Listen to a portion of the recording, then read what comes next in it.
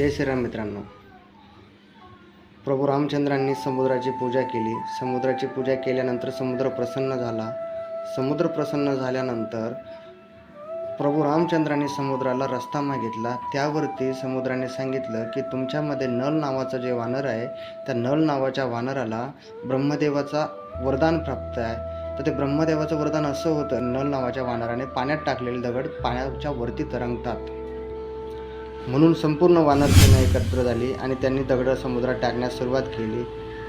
परंतु पाण्यावरती दगड तरंगायचे, परंतु ते विस्कळीत होऊन जायचे. म्हणून हनुमानाने शक्कल लढवली की राम नामाने वाल्मिकी तरला, राम नामाने ब्रह्मांड हल्ले, राम नामाने शंकराने पिलेलं विष पचल्या गेलं, तर राम नामाने दगड काय एकत्र येणार नाही. म्हणून त्याने एका दगडावरती रा, एका दगडावरती म असे शब्द लिहिले आणि त्यामुळेच राम सेतू उभा राहिला. जय श्रीराम मित्रांनो.